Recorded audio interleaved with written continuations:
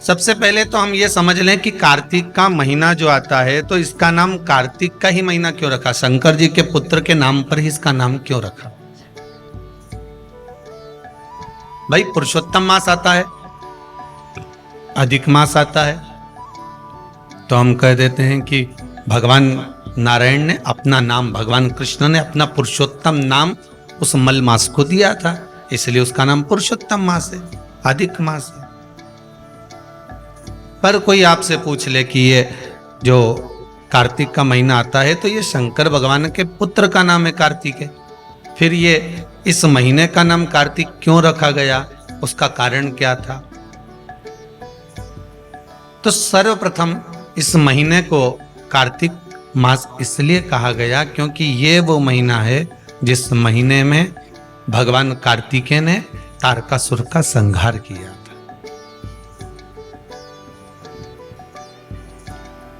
और तारकासुर संपूर्ण ब्रह्मांड में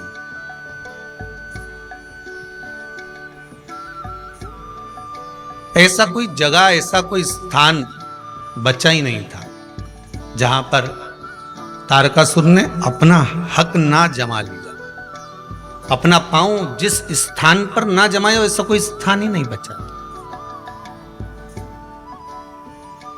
प्रत्येक जगह पर तारकासुर की एक अपनी एक छटा बिखेर कर रखी थी। एक बात आपको पहले भी कही कि था असुर, था राक्षस, पर मन में उसके शिव बसा हुआ था। मन में शंकर थे। और फिर ध्यान देना, शक्कर गुड़ चाहे दिन में खाओ चाहे रात को खाओ, शक्कर शुगर चाहे दिन में खाओ चाहे रात को खाओ, उजाले में खाओ चाहे अंधेरे में खाओ, कोई भी खाएगा वो मीठी ही लगेगी। लगेगी कि नहीं लगेगी? क्या अंधेरे में उसका स्वाद चेंज हो जाएगा? अरे बोलो तो, होगा चेंज? नहीं। दिन में अलग स्वाद आएगा क्या उस शुगर का, उस शक्कर का स्वाद अलग आएगा? नहीं।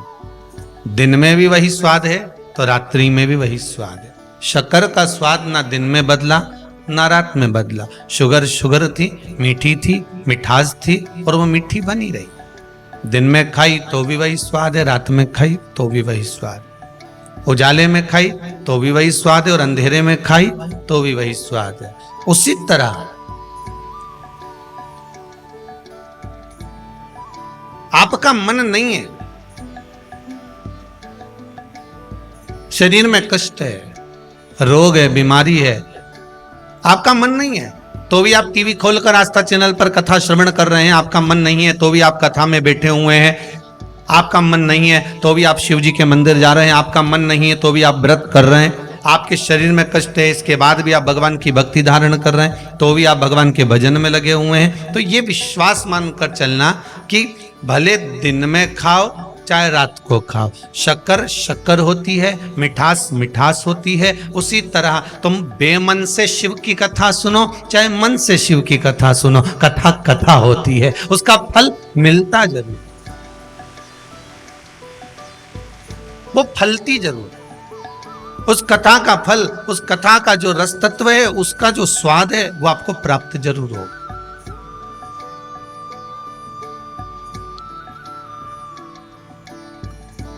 उसका रसास्वादन आपको मिलेगा। आपने जो श्रवण करा है उसका फल आपको मिलना है। बीज बो दिया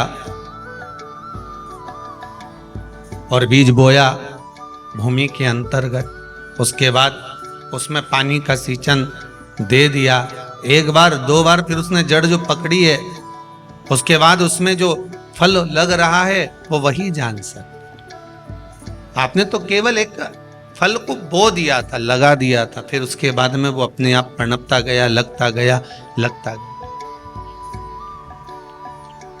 आप सब जानते होंगे, बड़े बड़े घने घने जंगल में आप जाते हैं, बड़े बड़े जंगलों में जब जाते हैं तो वहां कौन पानी देने आता है? वहां जंगल में कौन पानी देने गया, कौन बीज बोने गया, कौन गया वहां कि यहाँ पानी डालना है या बीज बोना है? फिर भी इसके बाद भी वहां वृक्ष लगे हुए हैं, बड़े बड़े फल लग रहे हैं, कहीं आंवला लग रहा है, कहीं आम लग रहा है, कहीं कुछ लग रहा है। कुछ ना कुछ प्राप्त हो रहा है, कहीं सीताफल लग रहा है, कहीं फल लग रहा है, कहीं राम फल लग रहा है, कहीं सैतूत लग रहा है, कुछ ना कुछ उसमें लग रहा है। ना किसी ने पानी डाला, ना किसी ने बीज डाला, उसके बाद भी कहीं से कोई आया था, खाकर पटक गया और वो लग गए। उसी तरह मन नहीं है तो भी अगर भगवान की कथा का रसास्वादन कर रहे हो, चित्त नहीं है इसके बाद भी अगर भगवान की कथा को श्रवण कर रहे हो। आज किसी ने एक प्रश्न भेजा है व्हाट्सएप पर, गुरुदेव एक बात बताइए कि जैसे दिवाली आ गई है, हम दीपावली का काम करेंगे और दीपावली के समय पर हम दुकान पर बैठेंगे और कथा भी थोड़ी थोड़ी सुनना है। मान लो हमारा मन कथा में, अब टीवी हमने लगा ली दुकान के अंदर, दुकान में टीवी चल रही है और हम काम में लगे हुए और कथा नहीं सुन पाए, उसका कोई फल मिलेगा कि नहीं मिलेगा? तो वो भी यहाँ शिव महापुराण में वर्णन कर रही है। वो भी कह रही है कि शक्कर रात को खाई चाहे दिन में खाई, पर मीठी की मीठी है। अंधेरे में खाई चाहे उजाले में खाई, वो मीठी की मीठी है। उसी तरह आपके यहाँ टीवी चल रही है, आस्था चैनल पर शिव महापुराण की कथा चल रही है, वो कथा अपना काम करेगी, तुम अपने कर्म में लीन रहिए, कर्म करते रहिए। वो अपना काम कब कर जाएगी ये आपको मालूम ही नहीं पड़ेगा। वो कथा कब क्रम करके चली जाती है उसका मालूम नहीं पड़ेगा। बस पहले भी कहा, काम करते रहो, नाम जपते रहो, पार कर देगा भोले कभी ना कभी। वो करेगा। आप अपने कर्म में लगे रहिए, भगवत स्मरण में लगे रहिए। हाँ, यदि 2 क्षण भी आपके यहाँ पर ग्राहक आ रहे हैं, लगातार चल रहे हैं, एक क्षण की भी सत्संग की आवाज आपके ग्राहक पर, आप पर, परिवार में किसी व्यक्ति पर पड़ जाती है, तो उसका सुख आपको ही तो प्राप्त होगा, कहां दूसरे को मिले। उसका एक आनंद अपने को ही प्राप्त हो, दूसरे को। महाराज तारकासुर था राक्षस, असुर था। जब तारकासुर को आते हुए देखते थे तो ब्रह्मदेव खुद भी चले जाते थे, ब्रह्मा जी सामने खड़े नहीं होते थे। तारकासुर को आते हुए देखते थे तो भगवान विष्णु भी वहां से चले जाते थे।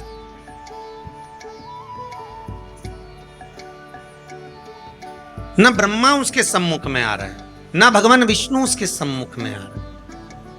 पर आप जरा विचार करिए कि भगवान ब्रह्मदेव और भगवान नारायण को क्या दिक्कत थी? उसको मार सकते थे, उसका संहार कर सकते थे, फिर क्या दिक्कत? कहा कि जितना बड़ा वो असुर था, जितना बड़ा वो राक्षस था, उतना बड़ा ही वो शिव का भगत था। जैसे रावण लंकाधिपति लंकेश, रावण लंकेश लंकाधिपति रावण भी ऐसा ही था असुर, राक्षस प्रवृत्ति थी, राक्षस जीव था, पर ब्राह्मण कुल में जन्म लेने के कारणवश वो भगवान शिव का उपासक भी था। वो भगवान शंकर का उपासक है और शिव भक्ति में डूबा हुआ है। शंकर का गुणगान वो कर रहा है, दिन रात प्रतिदिन भगवत शिव की स्मरण में डूबा रहता।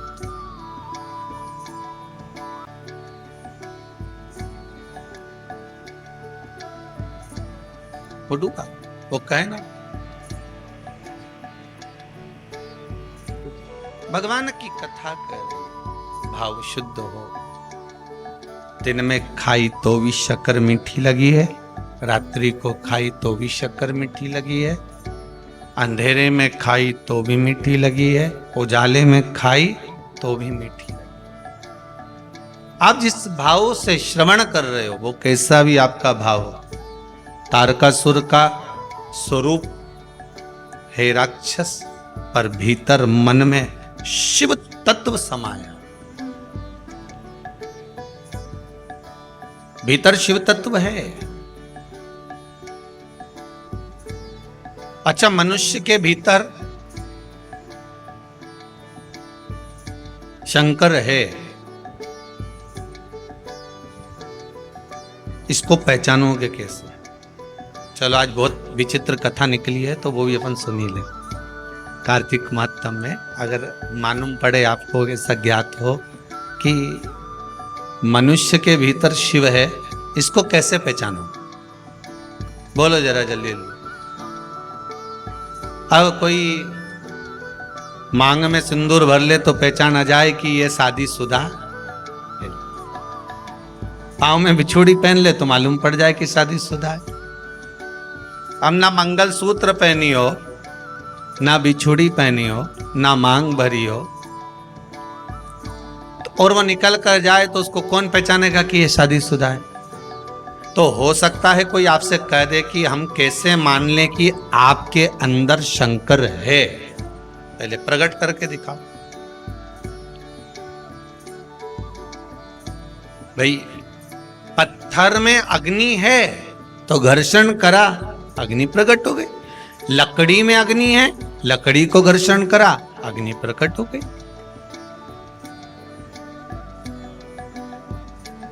शरीर में अग्नि तत्व है, घर्षण करा, हथेली गर्म हो गई।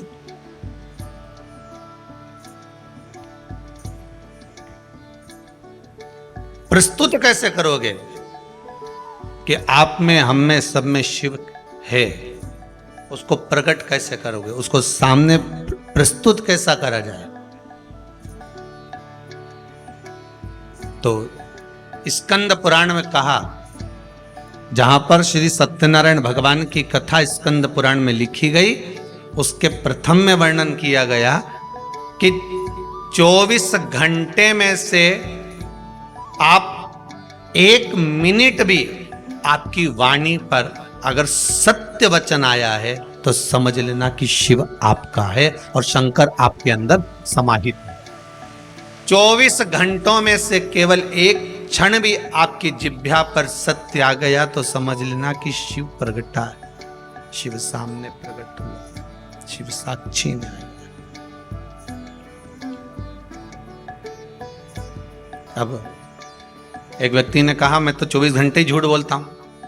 हमने कहा देखो सत्य निकला कि नहीं निकला। एक व्यक्ति बोला आप बोल रहे हो कि सत्य निकलेगा तो शिव है, मानो सत्य निकलेगा तो शिव, तो मैं तो 24 घंटे झूठ बोलता हूं। तो हमने कहा ये सत्य बोला कि नहीं बोला?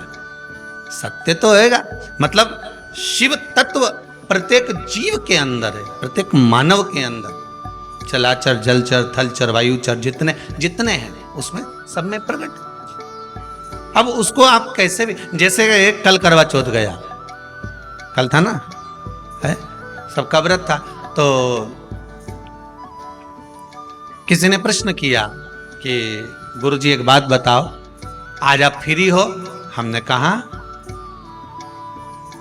एक प्रश्न करना है। हमने पूछा क्या? एक तो आज कथा नहीं आ रही, हमने कहा एक दिन की छुट्टी रखी थी जिससे करवा चौथ का पूजन कर लो, है? रोज महादेव को मनाते हो, आज देव को मना लो, इसलिए पूजन छुट्टी रखी। तो उन्होंने कहा गुरुदेव ये बताओ, जब भी माताएं जब मेहंदी मंडवाती है तो मेहंदी मंडवाते समय हथेली में बीच में अपने पति का नाम क्यों लिखाती है? मैंने कहा इतनी सी बात के लिए तूने मैसेज करा, ये तो तू कैसे भी पूछ लेती, अपने रिश्तेदारों से पूछ ले, परिवार में किसी से पूछ ले कि हथेली पे पति का नाम क्यों लिखा। तो कह नहीं, हमने पूछा पर सही जवाब नहीं मिल रहा। हमने कहा सही जवाब बस सही इतना सा है कि नारी मेहंदी मंडवाती है तो हथेली पे अपना पति का नाम इसलिए लिखवाती है कि पति मेरी मुट्ठी में रहे। अब उसमें इतना टेंशन लेने की क्या जरूरत?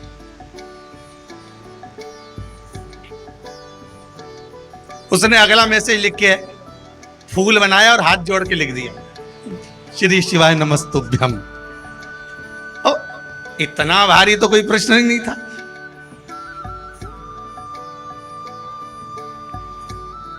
अब समझो तो बात।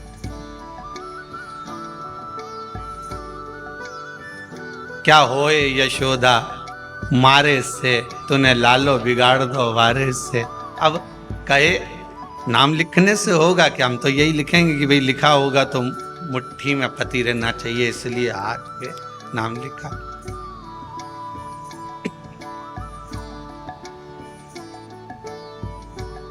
नहीं तो कई हैं। यहाँ शंकर जी का नाम लिख लो, यहाँ लिख लो, यहाँ लिख लो। और बचा कुचा था तो शिव जी का नाम ना जाने कहाँ कहाँ, महाकाल। तुम देखना कहीं मिलेंगे आपको बहुत सारे। कोई यहाँ नाम लिख रहा है, कोई यहाँ नाम लिख रहा है, कोई यहाँ नाम लिख रहा है, कोई यहाँ नाम लिखे। पर निवेदन है, शब्द लिखने से अच्छा है दिल पर नाम उस महादेव का लिख दीजिए। लिखने की जरूरत ही नहीं, कहीं लिखने की जरूरत ही नहीं है। एक बार हृदय पर तो लिख कर देखो। मुख में हो राम नाम, राम सेवा हाथ में, तू अकेला नहीं प्यारे राम तेरे साथ। हृदय पर भगवान शिव का नाम।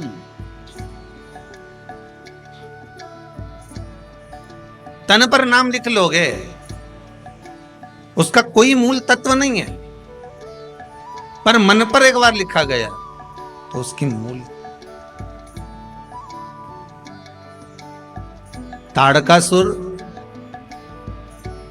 और रावण, कंस, ये जितने भी हुए, इन सब को देख लीजिए। किसी के शरीर पर भले राम नहीं लिखा था, रावण के शरीर पर कहीं विष्णु भगवान का नाम नहीं था, देवाधिदेव महादेव का नाम नहीं था। तारकासुर के शरीर पर कहीं भगवान शिव का नाम नहीं था। पर भले ये ऊपर से राक्षस थे, नाम भले ना लिखा था, पर भीतर आत्मा में तो शिव था, भीतर तो शंकर था।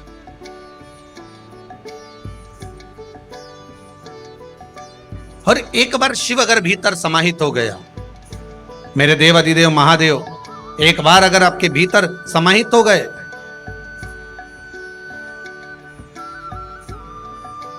एक बार आपके हृदय में अगर आकर बैठ गए, तो फिर वो चित्तवृत्ति कहीं जा ही नहीं सकती। कि खानो नहीं भावे मन, पीनो नहीं भावे रे, दौड़ दौड़ मन सत्संग जावे। कि मैं तो हरि की दीवानी ऐसी हो गई रे, सपनों में आवे मारा सांवरिया। जब चित्त वृत्ति में परमात्मा समाहित हो जाता है, भगवान इस हृदय बिंदु में जाकर बैठ जाता है, फिर कुछ सुहाता ही नहीं है। हमने एक बात पहले भी कही, आज फिर कहते हैं। कई लोग कहते हैं अगरबत्ती लगाकर जाने से क्या होता है, घर में दिया लगाकर जाने से क्या होता है, भगवान के सामने धूप लगाकर जाने में क्या होता है, भगवान के सामने प्रणाम करके जाने से क्या होता है, भगवान को नमन करके जाने में क्या होता है, भगवान को स्नान कराकर, पूजन कराकर, अर्चना कर जाने में। घर पर से जब निकलें तो हम बार बार कहते हैं कि भगवान को 2 अगरबत्ती लगाकर जाओ, धूप बत्ती लगाकर जाओ, चाहे दिया लगाकर जाओ, नहीं लगा के जाओ तो सिर तो झुकाकर जाओ। भगवान के सामने एक बार उसके सम्मुख में पहुंचकर, तुम्हारे घर में जो छोटा सा मंदिर हो, तुम्हारे घर में जो छोटा सा शिवलिंग हो, तुम्हारे घर में जो ठाकुर जी हो, लड्डू गोपाल हो, कृष्ण हो, राधा हो, जो भी तुम्हारे घर में विराजमान है, कम से कम उसके सामने एक बार पहुंचकर इसके बाद जाओ।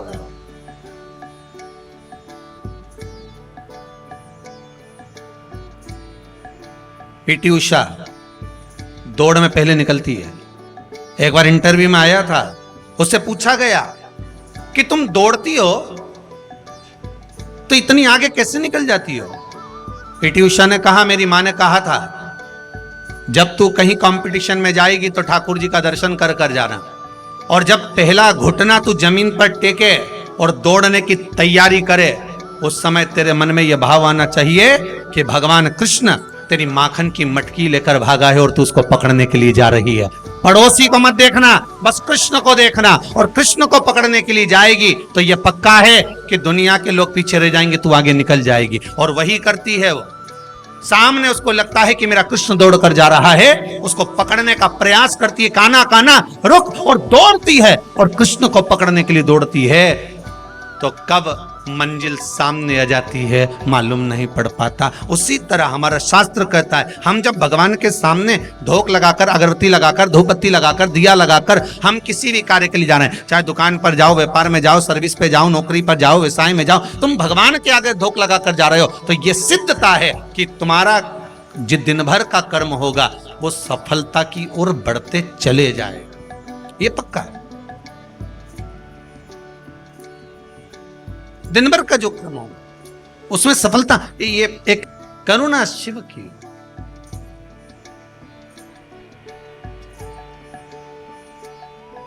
कैसे भी जपो, घर से निकलते समय, अपने भवन से निकलते समय एक बार भगवान का दर्शन कर कर निकलो। घर में जो मंदिर हो, देवालय हो, पूजन का स्थान हो, उसको प्रणाम कर कर निकलो।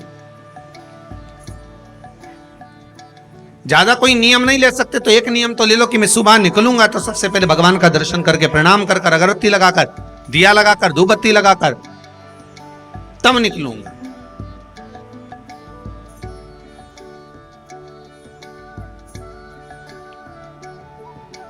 अब आज के जमाने में बड़ा भ्रम पैदा कर दिया लोगों ने, बड़ा भ्रम। अब एक भ्रम ये भी पैदा कर दिया कि महाराज अगरबत्ती नहीं लगाना चाहिए, तो उसमें कई बांस होता है, तो कई लोगों ने व्हाट्सएप पे डाल दिया। तो सब देखिए, अगरबत्ती लगाओगे, ये कई दुनिया के जितने विरोधी लोग हैं ना, ढेर सारे, वो तो ये भी चाहते हैं कि तुम अगरबत्ती क्या, तुम तो सिर भी मत झुका भगवान की। ये दुनिया के जितने अधर्मी लोग हैं ना, विरोधी लोग, ये तो इस पक्ष में बैठे हैं कि कैसे भी व्हाट्सएप पर ऐसी चीज डाल दी जाए कि ये भगवान के सामने भी सिर ना झुका। ये जितने विरोधी हैं, ये सब कभी लिख देते हैं कि अगरबत्ती मत लगाओ, उसमें बांस फंसा हुआ है, ये मत लगाओ, धूपबत्ती मत लगाओ तो भगवान को खांसी हो जाएगी, तो दिया मत लगाओ तो घर की छत काली पड़ जाएगी। तो ये जितने विरोधी हैं ना, ये सब इस तुक में बैठे हैं कि हिंदू धर्म को कैसे भी तोड़ दिया जाए। पर मेरा निवेदन हाथ जोड़कर है, 2 अगरबत्ती, धूप बत्ती, ये हमारे पुराने समय से चलकर आ रही है। पहले तो कंडा जलाकर धूप भी छोड़ते थे, वो नहीं छोड़ रहे तो कम से कम धूप बत्ती, अगरबत्ती भगवान को कम से कम भाव से केवल उसको रिझाने के लिए तो लगा, दिया लगा दो, ज्यादा नहीं होता। पर कई अधर्मी लगे हैं, कई अधर्मी ये तो चाहते हैं कि आप कैसे भी बस घर में प्रणाम भी ना करें, ये तो चाहते हैं कि कैसे भी भगवान को नमन तक ना करें। पर हमें हमारे धर्म को आगे बढ़ाते हुए, हमें प्रणाम करते हुए, नमनता करते हुए, हमें भगवान का भजन करते हुए अग्रण्य हो। ये चाहेंगे कि ना करें, परंतु हमें करें।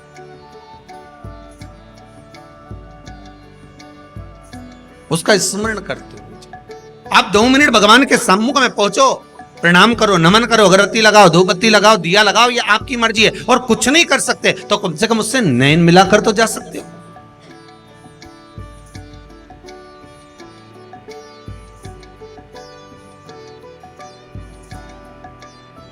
नैन लड़े त्रिपुरारी से, मैं उनकी हो गई, मेरे मन में नहीं है धीर, सखीरी काशी जाऊंगी, मुझे उठे विरह की पीड़, सखीरी में काशी काशी जाऊंगी, जाके गंगा नहाऊंगी, मैं काशी जाऊंगी, जाके गंगा नहाऊंगी, मेरे मन में नहीं है धीर, सखीरी में काशी जाऊंगी। छोड़ दिया मैंने खाना पीना तेरी याद में।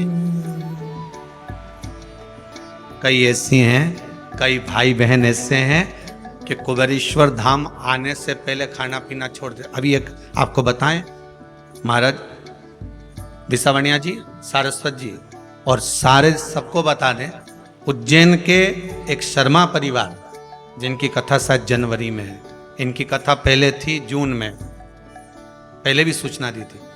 उनकी धर्म पत्नी ने 1 साल से भोजन छोड़ के रखा है केवल शिव महापुराण की कथा करवाने की। अच्छा कथा देवी दी थी, पर भगवान भोलेनाथ जी जाने क्या परीक्षा लेना, कथा दे दी, बीच में आ गया कोरोना। अब तो भी वो व्रत कर रही थी। और इस वर्ष कथा की तारीख दी है, तो अब उनकी पत्नी अन्न छोड़ी थी, अब की बार उनके पति ने भी अन्न छोड़ दिया कि जनवरी तक जब तक कथा नहीं हो जाए मैं अन्न नहीं खाऊंगा। हो सकता फिर आगे बढ़ गई तो। जरा सोचिए, छोड़ दिया मैंने खाना पीना तेरी याद में, और दोनों पति पत्नी ने अन्न को छोड़ दिया, दोनों पति। वो कथा भी आस्था चैनल पर लाइव आई उज्जैन से, जनवरी के महीने में रहेगी। और उज्जैन के आसपास के जितने गांव हैं सब टूटी पड़ो, आ जाओ, दर्शन करो, आनंद लो, कथा सुनो, महाकाल दर्शन करो और शिव महापुराण की कथा सुन ले। जनवरी में है, तारीख हम बता देंगे कल देखकर। क्या 17 जनवरी है, 17 जनवरी से है वो कथा उज्जैन में। अब विचार करिए कि भाव कितना शुद्ध होगा। नहीं तो आज तक ऐसा कहीं सुनने को नहीं मिला कि साहब में जब तक एक कथा नहीं होगी तब तक मैं अन्न छोड़ दूं, पर दोनों पति पत्नी छोड़ कर बैठे। छोड़ दिया मैंने खाना पीना तेरी याद में, अब मेरे नैनन बरसे नीर सखी में काशी जाऊं, मेरे मन में नहीं है धीर सखी में काशी जाऊंगी, काशी जाऊंगी सखी में गंगा नहाऊंगी। बस भाव शुद्ध हो, भगवान को मिलने में देरी नहीं लगती, आप उसको बुलाओगे। बस यही कथा कर रही है। एक क्षण, आधा क्षण, एक मिनट आप भगवान के सामने थोड़ा सा ठहर कर दर्शन कर कर फिर जाइए।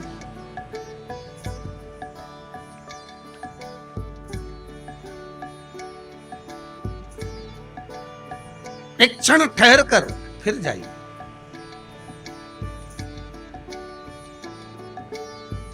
दो मिनट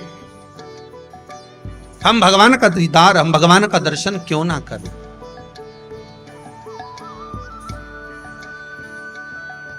महाराज षडानंद कार्तिकेय जी की धर्म पत्नी देवसेना, देखिए शिव महापुराण में कार्तिकेय जी के विवाह का कोई प्रसंग नहीं है। इसमें तो लिखा है कि कार्तिकेय बाबा ब्रह्मचार्य व्रत का पारण करें, पर ब्रह्मवेत्ता पुराण के अंतर्गत लिखा है कि कार्तिकेय महाराज की 2 धर्म पत्नियां थी, देवसेना और वल्ली देवी। ब्रह्मवेत्ता पुराण में लिखा है कि कार्तिकेय बाबा की 2 धर्म पत्नियां थी, एक था देवसेना, दूसरी वल्ली देवी, पर शिव महापुराण में नहीं लिखा। तो कोई कहे कि गुरुदेव आप बोल रहे हैं कि कार्तिकेय जी की धर्म पत्नी थी तो शिव महापुराण में नहीं लिखा, फिर कहेंगे ब्रह्मवेत्ता पुराण में लिखा। तो कार्तिकेय जी की जो धर्म पत्नी थी देवसेना, एक बार उसने भी कार्तिकेय बाबा से षडानंद जी से प्रश्न कर लिया,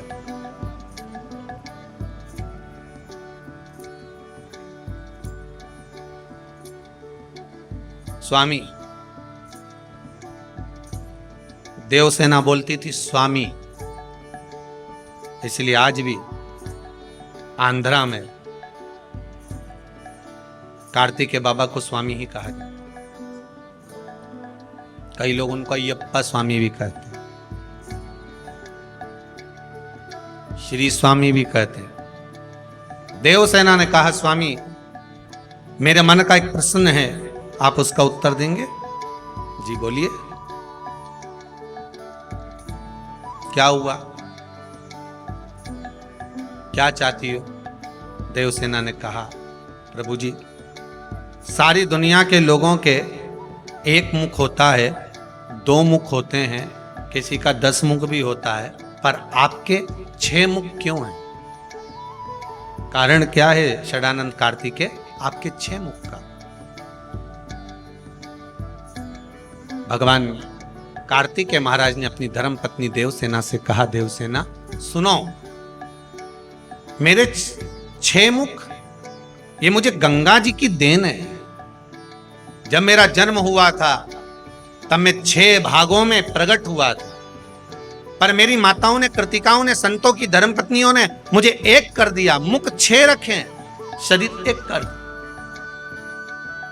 तो प्रभु, जब माता कृतिकाओं ने आपके शरीर को एक कर दिया था तो मुख को एक करने में क्या दिक्कत थी?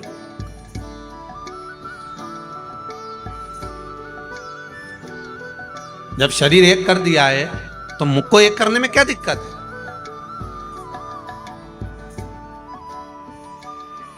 क्या कारण है? भगवान शंकर ने, भगवान कार्तिकेय जी कहते हैं, षडानंद कार्तिकेय कह रहे हैं देवसेना को, देवसेना बस बात इतनी सी है कि माता ने 6 मुख मेरे इसलिए रखे कि 5 मुख से मैं इन पंचम जो इंद्रियां हैं, इसको, जो इंद्रियां वशीभूत हो जाती हैं, काम, लोभ, आसक्ति, वासनाओं में जो डूब जाती हैं, इन पंचम इंद्रियों को साध कर शिव की उपासना में एक मुख से गुणगान करता। 5 कर्मेंद्री, 5 ज्ञानेंद्री और 1 मन। बस ये मन जो छठा है, इसको साधना है। 11 इंद्री में 5-5 को अगर एक साधने के लिए रखा है मैंने। सुई का धागा और जीवान जितनी लंबी होती है ना, उतनी उलझ जाती है। क्या क्या जम के उलझ रहा। माताओं को तो ज्यादा मालूम होगा। सुई का धागा जितना लंबा लिया और 2-3 बार इमें तकिया की खोल में या गादी की खोल में निकाला, और निकालते से फिर वो धागा आगे जाके, अरे बोलो तो जम के उलझ गए।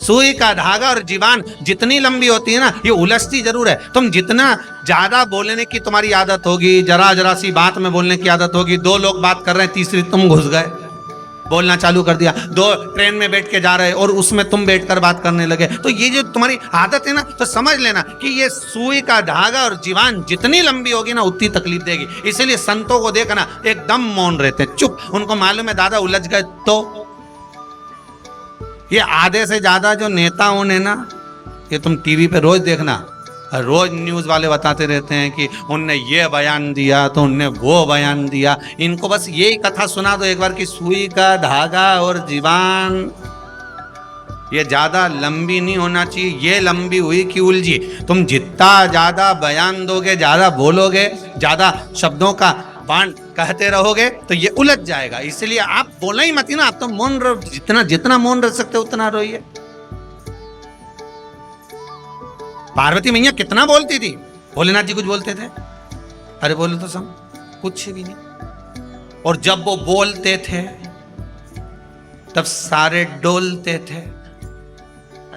आता है ना, एक माता जी एक बार वो फोटो लेके आई लड़की का, हम गुरुजी इतनी बढ़िया लड़की, इतनी बढ़िया, हम सब देख के आए हैं और सबको पसंद आ गई है। हम 12 लोग गए, 10 लोग गए, बिल्कुल गुरुजी एक आवाज नहीं निकली, उसका एक शब्द नहीं निकला, जितना पूछा उतनी बोली। इतनी सीधी सादी छोरी है।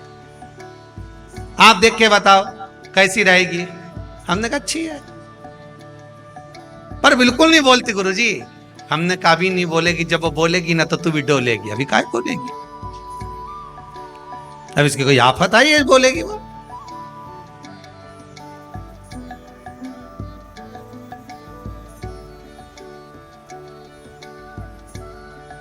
कहां?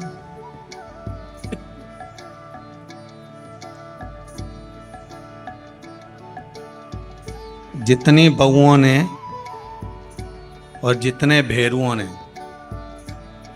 कल स्टेटस पे अपने अपने फोटो लगाए हैं ना, राम जी, इतने ही फोटो एक दिन मदर्स डे पे अपनी अपनी सास के साथ जरूर लगा दें। इतने ही जितने कल लगे थे अपनी माता जी के साथ जरूर लगे।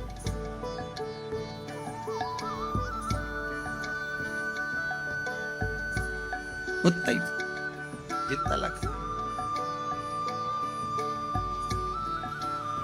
जितनी लंबी जीवान हो और जितना सुई का धागा लंबा होगा उतना तकलीफ देगा। बस वो सुई के धागे की आदत होती है कि जब आप गुथने बैठ जाते हो, जब लगाने बैठ जाते हो, तब वो धागा कहीं ना कहीं आगे जाकर उलझ जाता है, तो उसको सुलझा नहीं सकते, फिर बड़े प्रयास करना पड़ेगा। आप क्या करोगे उसको सुलझाने के लिए? तो कहा एक काम करो कि सुई में से धागे को वापस निकालो, और निकाला धागा वापस, और फिर वापस उसको सही करने का प्रयास किया, वापस सही,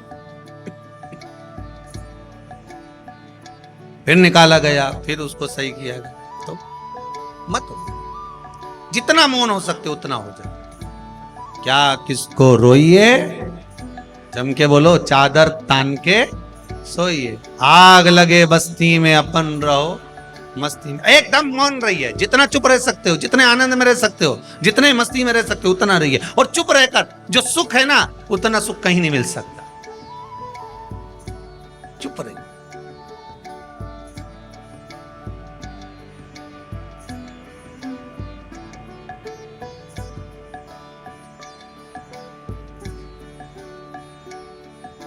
अगर आपका किसी से विवाद हुआ है ना, एक शब्द मत बोलना, एक शब्द भी उसको बोलने देना, और तुम तो बस केवल दरवाजे पे चुपचाप बैठे रहो।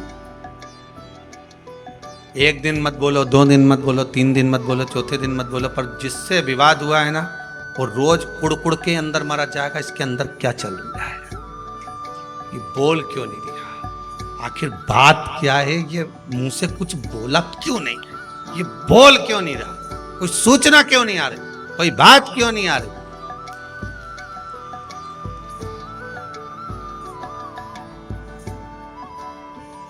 बोले ही मत। जितनी जीवान लंबी होगी उतना तकलीफ आपको होगी, और जितना धागा लंबा होगा सुई का, उतना वो सिलने में तकलीफ होगी, उलझेगा वो, पक्का है। उसको सुन। हे देवसेना, मेरा एक जो मुख है, ये मैंने जो रखा है 6 मुख, ये केवल मेरी माताओं ने शरीर तो एक कर दिया, पर मुख 6 अलग ही रहन दिए, एक नहीं करा। उसका कारण केवल इतना है कि मैं इन मुख से भगवान का गुणगान करता रहूं, भगवान की भक्ति का एक स्मरण भाव सम्मुख में प्रकट करता रहूं। किसी ने लंकाधिपति रावण से पूछ लिया था, तुमने 10 सिर क्यों लिए? तो क्या मर्जी मेरी? तो कारण क्या था? और लंकाधिपति रावण ने कहा, मेरे 10 सिर का केवल एक कारण है कि जब मैं शंकर का गुणगान करूं, जब मैं शिव का स्मरण करूं, तो मेरे 10 मुख से भगवान शंकर का गुणगान होना चाहिए, मेरे 10 मुख से भगवान शिव का स्मरण होना चाहिए। मैं भगवान की भक्ति में इस 10 मुख से डूबा रहूं।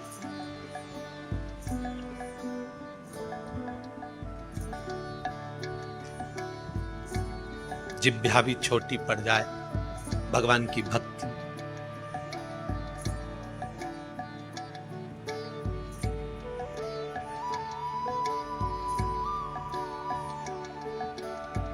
सारी पृथ्वी को कागज करूं और लेखनी, पूरे वृक्षों की कर लूं, तो भी परमात्मा का स्मरण करना कठिन।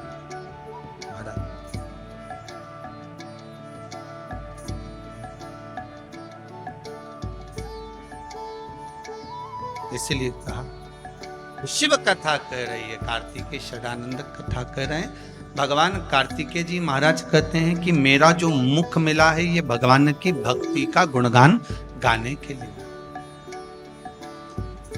भगवान की भक्ति का गुणगान गाने। भगवान ने अगर शरीर दिया है,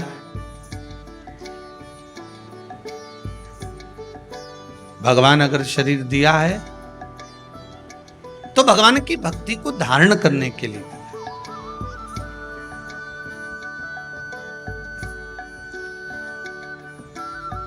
तारकासुर हृदय में शिव है, तारकासुर के हृदय में शंकर, ओगरदानी, तरकालदर्शी शिव समा है। इसलिए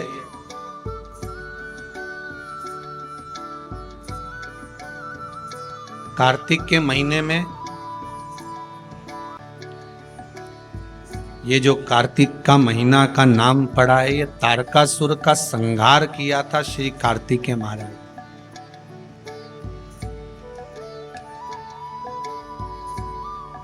इसलिए कार्तिक के महीने की मूलता कही गई। कोई साधारण व्यक्ति का संहार नहीं करा है।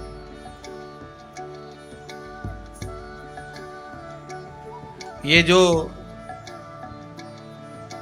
एक भजन करने वाला हो और एक पाप कर्म करने वाला हो, या तो पाप कर्म करने वाला हो कि पूरा ही पापी हो तो उसका संहार हो जाए, या बिल्कुल भजन करने वाला हो तो उसका उद्धार हो जाए। अब ये बीच में जो टंगा हुआ है ना कि हे असुर भी और भगवान की भक्ति भी कर रहा है, इसको संभालना, इसका संहार करना बड़ी कठिन बात है साहब।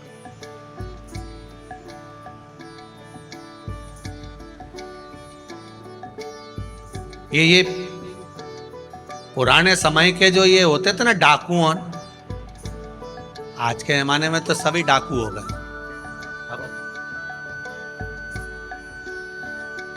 पर पुराने डाकू और आज के डाकू में अंतर है। बोलो सही है कि गलत है? पुराने समय के डाकू डाका डालते थे, पैसा ले जाते थे, धन छिड़ा कर ले जाते थे, पर किसी बहन बेटी पर कभी हाथ का स्पर्श भी नहीं करते। और आज के डाकू, अब तुम समझ जा, नी के उठता में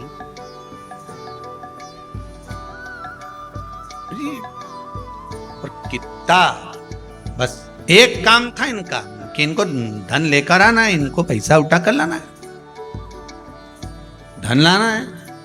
और जाने से पहले कहां जाते थे? डाका डालने से पहले जम के बोलो, जिस देवी को मानते थे, जिस देवता को मानते थे, पहले उनके यहाँ जाके नमन करके अगरबत्ती लगाए, धूपबत्ती लगाए, निवेदन करके फिर जाते थे कि आज हम डाका डालने जा रहे हैं। भवानी और ये भवानी दोनों को लेकर जाके हम आएंगे, तेरी आराधना करेंगे।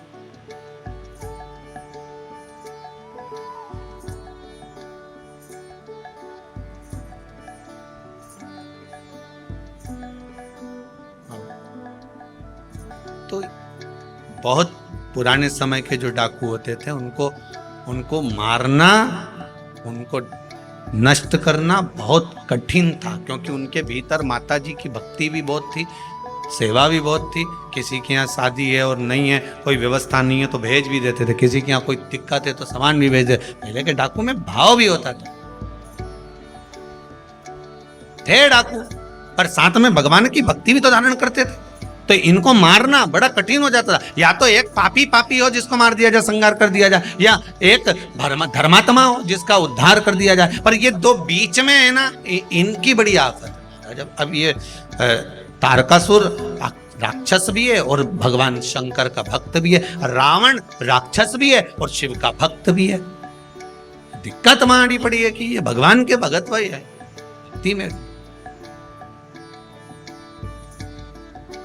अब जो जानता है वही समझ पाएगा। जैसे एक पत्नी पड़ोसन के यहाँ गई और पड़ोसन के यहाँ जाके बोली, मैं मेरे पति से बड़ी परेशान हो गई हूं। उसने पूछा क्यों? मेरा पति इतना झूठ बोलता है कि मैं उससे परेशान हो गई हूं।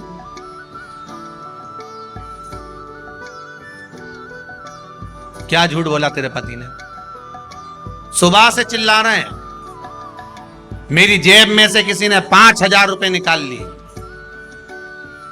सुबह से चिल्ला रहे हैं कि मेरी जेब में से किसी ने 5,000 रुपए निकाल लिए, और मैं 4 बार बाथरूम में जाके गिन के आ चुकी हूं, 4,000 ही हैं। अब बताओ मेरा पति कितना बड़ा झूठा, कितना बड़ा झूठा मेरा पति। सुबह से चिल्ला रहा है 5,000 निकाल लिए, जेब में से किसी ने 5,000 निकाल लिए। सुबह से झूठ बोल रहा है 5,000 निकाल लिए, और मैं 4 बार बाथरूम में जा चुकी हूं और गिन के आ चुकी, तो मुझे 4,000 ही मिले। अब बताओ कितना झूठा है। अब ये नहीं कह रही खुद चोटी, वो के झूठ बोल रहा है, वो दिख रहा है। तो 4,000 बोले। बस यही हमारा कर्म। महाराज कोई असुर प्रवृत्ति का भी है। फिर वही वाली बात आ गई कि दिन में भी शक्कर खाओगे तो मीठी रहेगी, रात को भी खाओगे तो मीठी रहेगी, अंधेरे में भी खाओगे तो मीठी है, दिन में भी खाओगे तो मीठी है, उजाले में भी खाओगे तो मीठी है। उसी तरह राक्षस होकर भी भगवान का भक्त है तो भगवान उसको मिलेगा जरूर। रावण शंकर का उपासक थे, रावण राक्षस थे, पर भगवान की भक्ति उसके भीतर थी, इसलिए मारने राम जी को आना पड़ा। तारकासुर भी राक्षस था पर भगवान की शिव की भक्ति थी, इसलिए मारने शिव के पुत्र आए। कोई साधारण नहीं आ सकता। आराधना तुम्हारी चित्त वृत्ति में जो हो सो।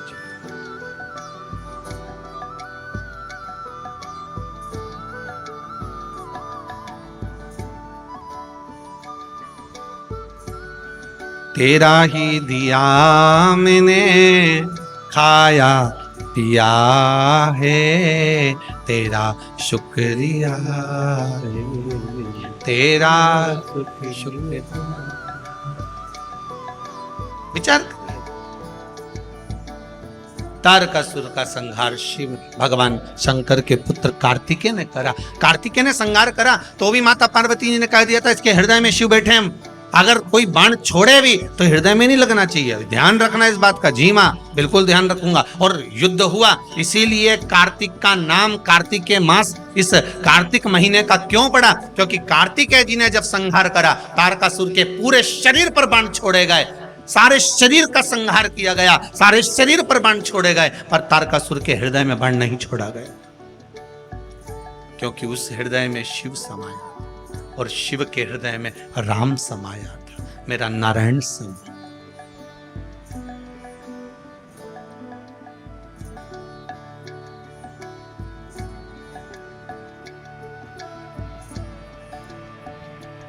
भगवान नारायण, भगवान विष्णु इतने प्रसन्न हुए थे तारकासुर के संहार पर, शिव इतने प्रसन्न हुए भगवान विष्णु कि सीधे भगवान शंकर के पास पहुंच गए। भगवान नारायण ने जैसे ही भगवान शंकर के पास पहुंचे तो शिव जी तो बैठे हुए थे बढ़िया आराम से कैलाश पर्वत पर।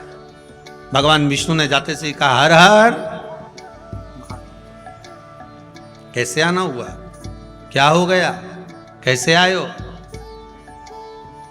शंकर जी ने पूछ लिया।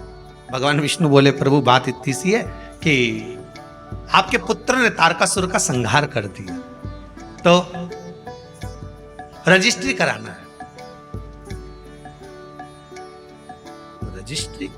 हाँ, क्या रजिस्ट्री? आपने अभी आपको पहले भी कथा में कहा, इससे पहली कथा में भी कहा, घड़ी शिव ने बनाई, पल शंकर जी ने बनाया। घड़ी, पल, समय, नक्षत्र, वार, तिथि, महीना, वर्ष सब शिव का बनाया हुआ।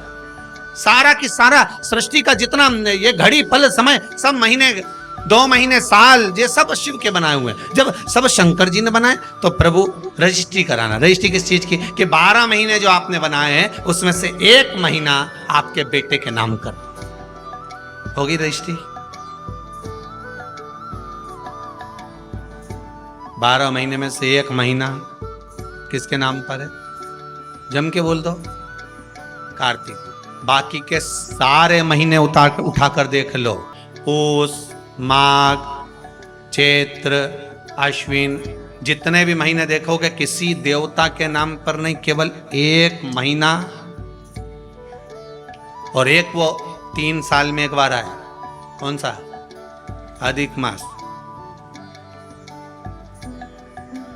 वो भी भगवान ने दिया, और वो 12 महीने में नहीं आए, वो तो बीच में फंस जाए, इसलिए उसका नाम है 12 से अधिक, इसलिए उसका नाम अधिक मास।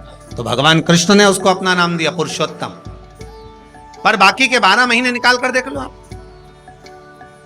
माघ मिलेगा, पूष मिलेगा, चैत्र मिलेगा, वैशाख मिलेगा, अश्विन मिलेगा, सारे महीने मिलेंगे, मल मास अधिक अधिक सब मिल जाएंगे, पर देवता के नाम से कोई मास नहीं मिलेगा। देवता के नाम से अगर कोई मिलेगा तो केवल 1 मिलेगा, वो है कार्तिक मास। क्योंकि यहाँ प्रॉपर्टी में लिख दिया गया, सील ठप्पा लग के सिग्नेचर होके ठप्प लग गया कि ये कार्तिक, ये महीना इनका है। तो पूछा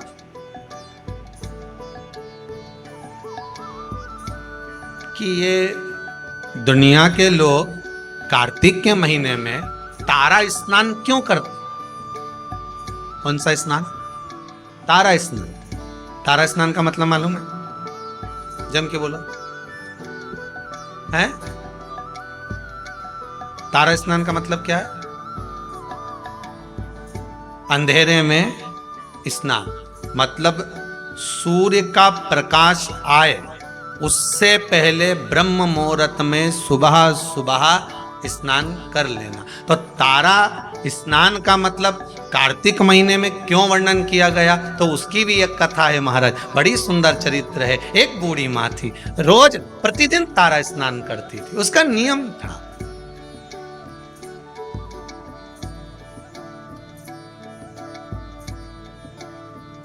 प्रतिदिन तारा स्नान करती थी।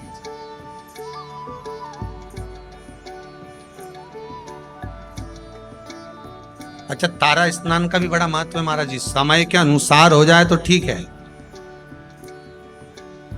थोड़ा और रात्रि के पहुंच गई तो कथा है श्रीमद् भागवत में श्री नंदराय जी की। नंदराय जी स्नान करने चले गए यमुना जी के जल में। जाना था ब्रह्म मुहूर्त में, रात्रि के चौथे पहर में पहुंच, ध्यान नहीं रहा।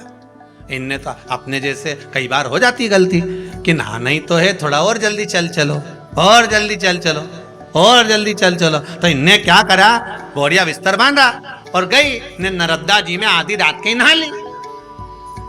अब आधी रात के नर्मदा जी में नहाई और विचार, तो हमारे यहाँ हर चीज का एक समय बताया गया। हमारा शाही स्नान होता है तो भले वो शाही स्नान का महत्व है कि इतनी बजे से होगा, ब्रह्म मुहूर्त में होगा, ये रथ आएगा, ये ऐसा होगा, वो होगा, तो उसमें रात भर का स्नान का नहीं कहा गया कि तुम पूरी रात नहाते रहो। हाँ, ये हमारा महत्व है कि हम जाए नहाए, वो अपनी एक बात। बैसाख का स्नान कहा गया तो भी उसका महत्व बताया गया।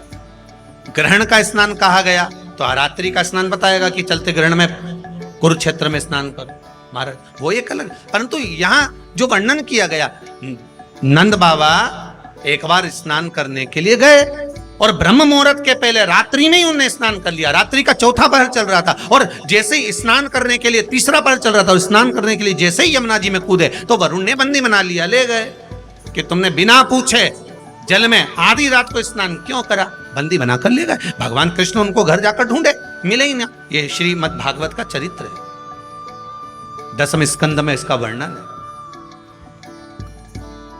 नंद बाबा मिल नहीं रहे। यशोदा जी ने कहा, लाला तेरे पिताजी को ढूंढ कर ला। अब कन्हैया ढूंढने के लिए गए तो नंदराय बाबा को कहीं मिलते ही नहीं। ढूंढते ढूंढते यमुना जी से पूछा, क्यों मेरे पिताजी स्नान करने आए थे? हाँ, कहाँ गए? तो क्या आपके पिताजी से गलती हो गई? यमुना जी बोली, क्या गलती हो गई? स्नान करना था ब्रह्म मुहूर्त में, कर लिए रात्रि के तीसरे पहर में। हो मेरे पिता से गलती हो गई। तो वरुण बंदी बनाकर ले गए। वहां पहुंच गए वरुण जी के पास। स्वामी, अभी तक वरुण भगवान कृष्ण के हाथ जोड़ते थे, आज भगवान कृष्ण ने वरुण जी के हाथ जोड़े, क्योंकि गलती हुई है मेरे पिता से। जीवन में अगर गलती स्वीकार करने की अगर आपकी आदत है तो जीवन में महान बनने से कोई नहीं रोक सकता आपको। आप गलती स्वीकार करना प्रारंभ कर दीजिए, महान बनने में कोई नहीं रोकेगा। पर आज के जमाने में कोई गलती स्वीकार तो करे।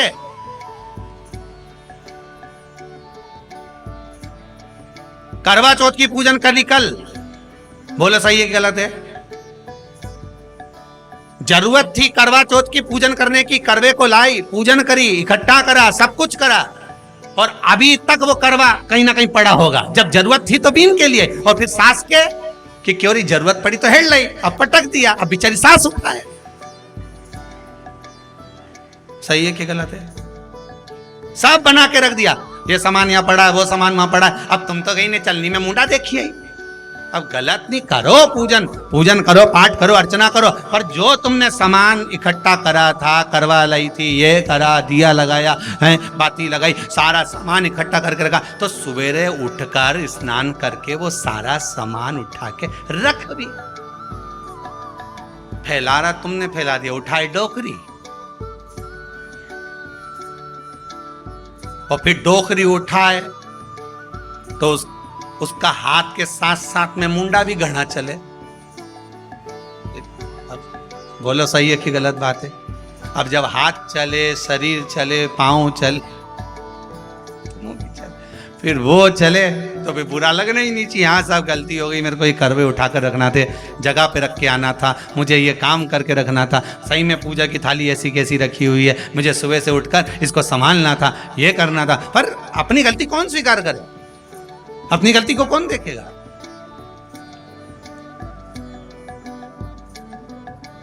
गलती मान लेना, अपनी गलती को स्वीकार कर लेना, यही महान बनने के लक्षण है। आपने स्वीकार कर लेना, हाँ मम्मी गलती हो गई, मैं अभी उठा देती हूँ, मम्मी पढ़े रहने दो, मुझसे गलती हो गई। वास्तव में मैंने पूजन तो करी, पर ये करवे तो यहीं रख दिया, मैंने सामान तो यहीं पड़ा के पड़ा रखा, और सोचूं कि पूरा पुण्य मिल जाए, मैंने जो व्रत करा उसका पूरा पुण्य मिलना चाहिए, तो पूरा काम भी करो। पूरा काम करोगी तो पूरा पुण्य मिलेगा, आधा काम करोगी तो आधा पुण्य। उठाओ, रखो, संभाल कर रखो जरूरतमंद जगह।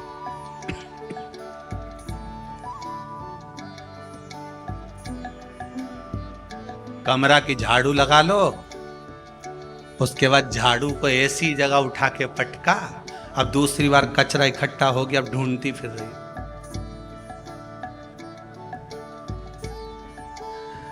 फिन्नी मिली कमरा में तो पड़ोसी गए, कहीं झाड़ू है क्या तुम्हारे? हमारे कमरा की तो मिल ही नहीं रही।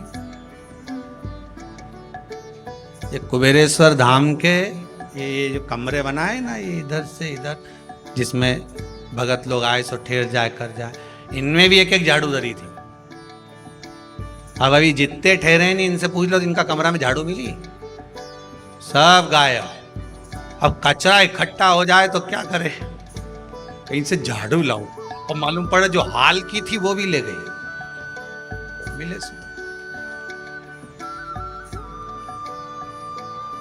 बस आदत हमारी यही, हम गलती को स्वीकार नहीं करते। जिस दिन हमने अपनी गलतियों को स्वीकार करना प्रारंभ कर दिया तो महान बनने में देरी नहीं लगे। हम गलती स्वीकार नहीं करते, गलती को हम दूसरे पे थोप देते हैं। क्यों? झाड़ू रखी थी, हमें क्या मालूम, हम तो अभी आए, मतलब गलती दूसरे पे थोप। फिर उसे पूछा क्यों री लीला, झाड़ू कहाँ है? फेल लो, हम तो खुद पड़ोसन की लेके आए थे। तो ये उसी में कहा लेना, टीचर ने आते से पूछ लिया क्यों रे, हे पप्पू खड़े हो? Yes sir. धनुष किसने तोड़ा? पप्पू खड़े होके बोले मेरे बाप की सौगंध खाऊं, मैं तो लेट आया था, मुझे नहीं मालूम, मैं तो खुद आज क्लास में ही लेट आया। धनीराम तू खड़े हो जा। जी सर। धनुष किसने तोड़ा? मैं तो कल आया ही नहीं था। सब ने बहाने बनाए, कोई कहे ऐसा, कोई कहे, बस हम गलती स्वीकार नहीं करते। अपनी गलती को जिस दिन हमने स्वीकार करना प्रारंभ कर दिया, मान लो उस दिन सुख हमारे सामने, सुख सामने करा नहीं। बूढ़ी मां जाए, स्नान करे, आए,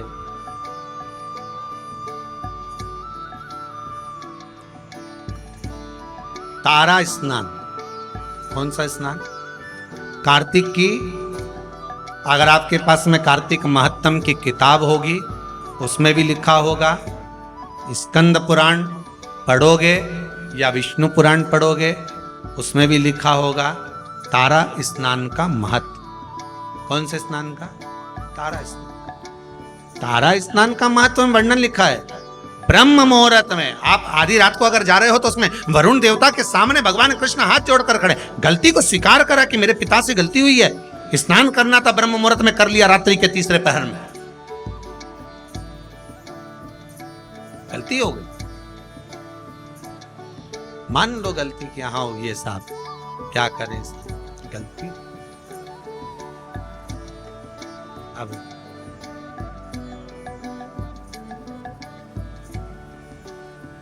वरुण जी गलती तो हो गई, पर इतना जरूर है अब मेरे पिता से कभी गलती नहीं होगी। आप उनको मुझे वापस दे दीजिए। वरुण जी ने नंद बाबा को वापस दे दिए। गलती, हर चीज का एक समय होता है। उस समय की अनुकूलता में आप अगर भगवान की भक्ति को धारण करते हो, समय की अनुकूलता में भगवत स्मरण को धारण करते हो, तो आपको उसका फल जरूर मिलेगा। ब्रह्म मुहूर्त का स्नान लिखा है तो ब्रह्म मुहूर्त में करिए। तारा स्नान लिखा है कि सूर्य उगे, सूर्य प्रकाशित हो, उससे पहले आप स्नान कर लीजिए। एक बुढ़िया तारा स्नान कर लेती थी, चली जाती, तारा स्नान करती आती। मन में एक भाव जागृत हो, भगवान बहुत बुजुर्ग है, वो बहुत बूढ़ी, जाती आती घर पहुंचती, भगवान भी ऐसी कृपा करते कि ये बूढ़ी मां तारा स्नान कर कर आती और भगवान इसके लिए खिचड़ी का कटोरा भरकर रख देते। एक खिचड़ी का कटोरा भरा, भगवान इसके दरवाजे पर। अब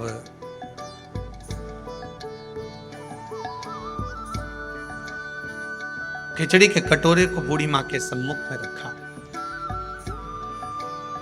माई कटोरा उठाया, भगवान को भोग लगाती, भगवान का दिया हुआ पात्र था, उसी से पाले थे। एक दिन पड़ोसन ने विचार करा कि बड़ी विचित्र है ये बूढ़ी मां, ना जाने इसको कौन ब्रह्म मुहूर्त में खिचड़ी देकर चले जाता है और ये उसका पान कर लेती है, उसका सेवन कर लेती है। आज ये सुबह जब स्नान कर कर आएगी, पड़ोसन ने विचार करा उससे पहले मैं जाग जाऊंगी और जाग कर इसके खिचड़ी के कटोरे को उठाकर बाहर फेंकिए। जब जब मनुष्य धर्म की ओर बढ़ता है, जब जब मनुष्य सत्कर्म की ओर बढ़ता है, जब जब मनुष्य भगवान की भक्ति की ओर बढ़ता है, भजन कीर्तन स्मरण की ओर बढ़ता है, शिव आराधना की ओर बढ़ता है, भगवत नाम की ओर बढ़ता है, तब तब दुनिया के लोग उस पर उंगली उठाना प्रारंभ कर देते हैं। मीराबाई को नहीं छोड़ा, रामकृष्ण परमहंस जी को नहीं छोड़ा, संत तुकाराम, नामदेव आदि को नहीं छोड़ा, प्रहलाद ध्रुव जी को नहीं छोड़ा। पर भक्ति अगर दृढ़ी है, आपका विश्वास अगर दृढ़ी है, तो डूब नहीं सकते, ये पक्का है। भगवान से प्रीत कैसे छूट जाए? अगर हाँ थोड़ा कष्ट आएगा जीवन में, थोड़ी तकलीफ आएगी, थोड़ा दुख आएगा, शंकर की आराधना करोगे, शिव की भक्ति करोगे, जैसे बूढ़ी मां तारा स्नान कर रही है, खिचड़ी का कटोरा आ भी गया तो पड़ोसन ने क्या करा, ब्रह्म मुहूर्त में आना था और वो आई, आकर देखा खिचड़ी का कटोरा बड़ा सुंदर है, इसने खिचड़ी को उठाकर घर के पीछे फेंक दिया, घर के पीछे फेंक दिया। बूढ़ी आई, बूढ़ी माता ने आकर देखा कि मैं रोज तारा स्नान कर कर आती थी, रोज मुझे खिचड़ी मिलती थी, आज नहीं मिल रही।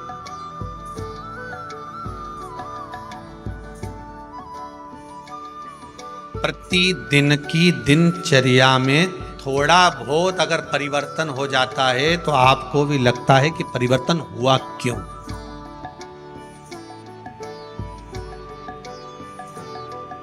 आखिर इतना परिवर्तन कैसे हो गया?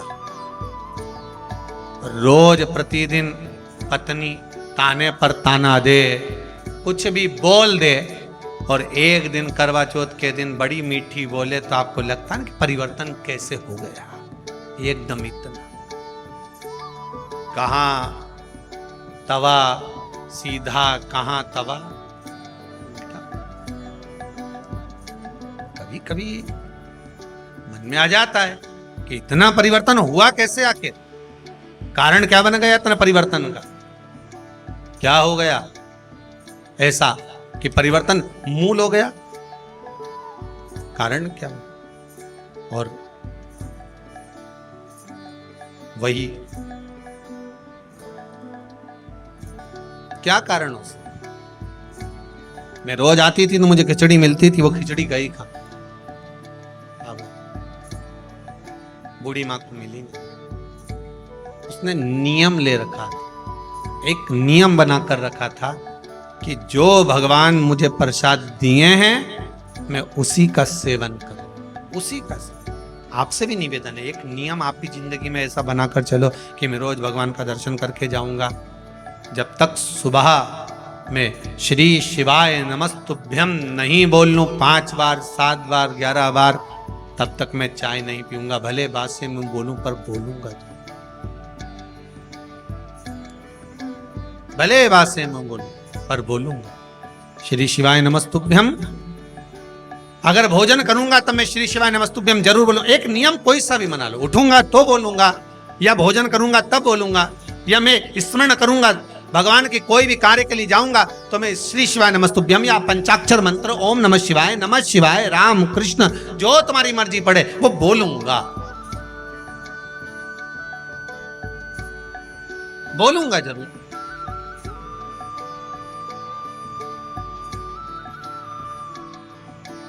अच्छा, कई लोगों को ये भी रहता है कि हम ये मंत्र क्यों बोलें, हम ये मंत्र क्यों बोलें, हम इसको क्यों जपें। तो तुलसीदास जी ने तो अपनी रामचरितमानस में लिखा है ना, कलियुग केवल नाम आधारा, तुम्हारा मन पड़े उसको जप लो। मत बोलो श्री शिवाय नमस्तुभ्यम, मत बोलो नमः शिवाय, मत बोलो पंचाक्षर मंत्र। राम तो कह सकते हो, राम नहीं बोलो तो कृष्ण बोल लो, कृष्ण नहीं बोलो तो भवानी का नाम बोल लो, तुम्हारी मर्जी पड़े वो बोलो, पर बोलो जरूर, जो मन पड़े वो। एक बड़ा सुंदर भाव पहले सुनने को मिलता था, आजकल तो कम मिलता है, कि जग में सुंदर हैं दो नाम। महाराज बड़ा सुंदर भाव था, जग में सुंदर हैं दो नाम, चाहे कृष्ण का हो चाहे।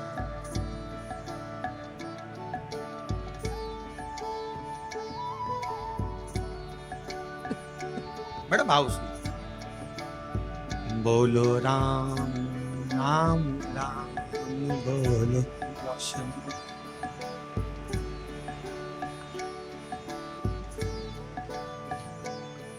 एक बेर शबरी के खावे। महाराज एक शबरी के दरवाजे पर जाकर बेर खा लेता है, और एक कहीं कुब्जा के पास, कहीं मीरा के पास, कहीं कर्मा के पास पहुंच जाए। भाव की शुद्धता हो, आपकी मर्जी पड़े जिसे भज लो, पर भज लो।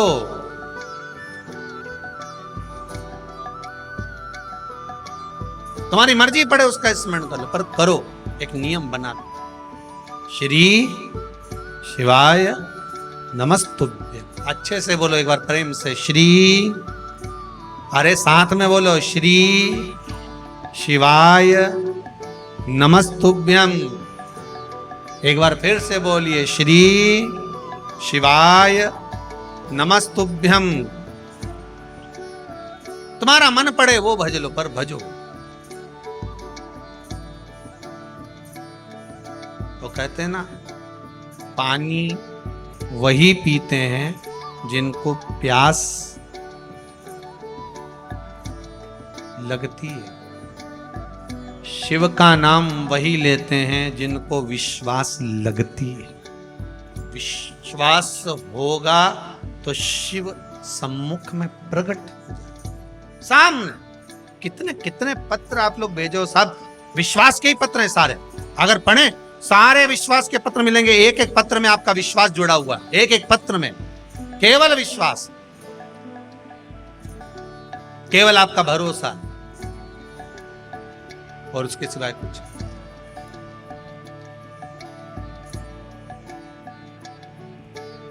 उसके सिवाय कुछ, केवल विश्वास जुड़ा।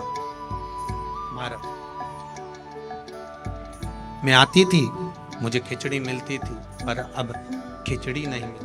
अब वो खिचड़ी ना जाने कहाँ चली गई, किसने फेंक दी उसको, कहाँ गई वो। खिचड़ी का पात्र ढूंढ रही है पर मिल नहीं रहा। ढूंढा गया, मिला नहीं। जब मिला नहीं, आज भूखी रह गई। उसने नियम बनाया था, जो भगवान मुझे भोग देगा वही मैं पाऊंगा।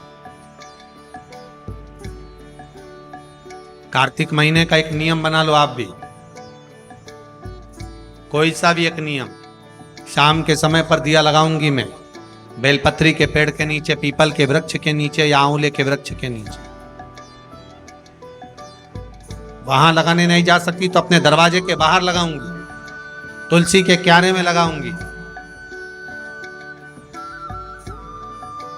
ये भी नहीं कर सकती, परिंदे पर दिया लगाऊंगी, जहां पानी का मटका हो, हंडा हो, वहां लगा दो। ये भी नहीं कर सकती तो पूरे कार्तिक के महीने में दरवाजे पर मैं पानी छीटूंगी। इतना तो बना सकते हो कि अपने घर के दरवाजे पर मैं पानी छीट दूंगी, द्वार पर जल का छींटा कर दूंगी।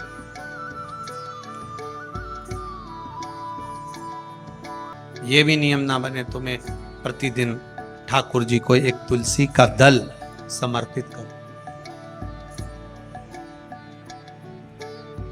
तुलसी का किसी भी महीने के अंतर्गत प्रसंग में आपने नहीं सुना होगा कि भगवान विष्णु और भगवान शंकर का मिलन हुआ, पर कार्तिक महीने की बैकुंठ चतुर्दशी का दिन एक ऐसा होता है जिस दिन शंकर और शंकर भगवान और भगवान विष्णु का मिलन होता है। एक बात आपको पहले भी कही, सारी दुनिया की दिवाली देखना और उज्जैन महाकाल के उस पावन नगरी में हरिहर मिलन देखना। कहां पर? जम के बोलिए जरा। उज्जैन महाकाल की नगरी में हरिहर मिलन देखना। सारी दुनिया में जितने, पूरी पृथ्वी पर जितने फटाके दिवाली पर छूटते होंगे, उतने फटाके उज्जैन नगरी में हरिहर मिलन के दिन छूटते होंगे। उतने फटाके कि आज शंकर और भगवान हरि का, मेरे ठाकुर का, मेरे राम का, मेरे कृष्ण का, मेरे गोपाल का मिलन हो रहा है। आज महाकाल राजा मेरे भगवान नारायण से मिलने के लिए आए हैं। और एक बात और अच्छे से कह दे, जितने फटाके दीपावली पर छूटते होंगे, उतने फटाके उससे ज्यादा भगवान शंकर और नारायण के मिलन पर छूटते हैं बैकुंठ चतुर्दशी पर। और जितने फटाके बैकुंठ चतुर्दशी पर उज्जैन महाकाल की नगरी में गोपाल जी और महाकाल के मिलन पर छूटते होंगे, उससे ज्यादा फटाका जिस दिन भक्त और भगवान मिलता होगा उतने छूटते होंगे। उससे ज्यादा फटाके तब छूटते हैं जब एक भक्त का मिलन भगवान से होता। एक निर्मल मन का जीव जब परमात्मा से मिलन कर ले,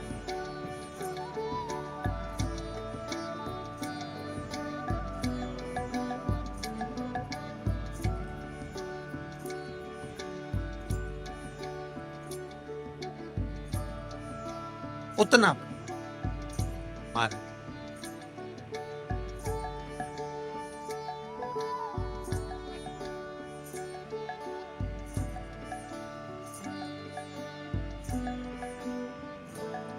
अगर बोले मेरा घर काशी बना देते तो क्या, मुझे भी अपनी काशी में बसा लेते तो क्या।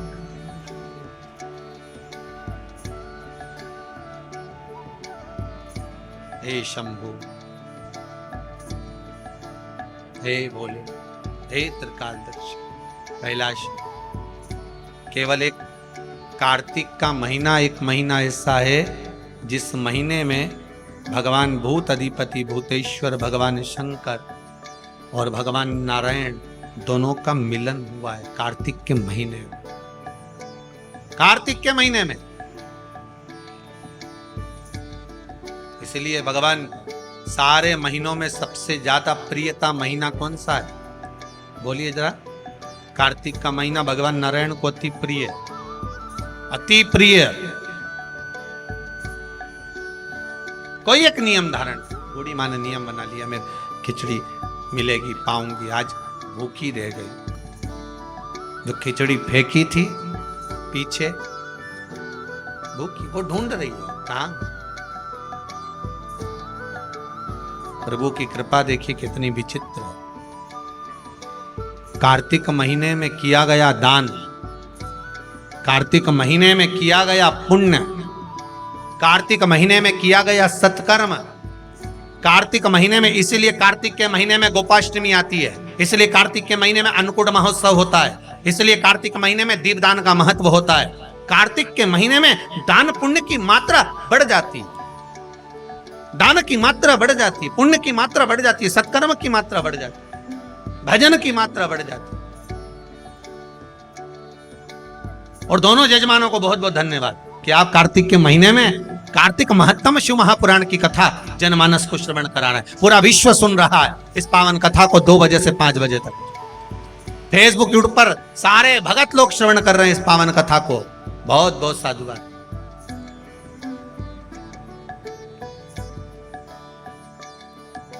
और हम तो आप सबसे निवेदन करेंगे, आप अगर कुबेरेश्वर धाम में आए हो तो प्रयास करा करो कि कार्तिक महीने में जो आंवले के वृक्ष हैं कुबेरेश्वर धाम के, इनके नीचे एक दीपदान हो जाए।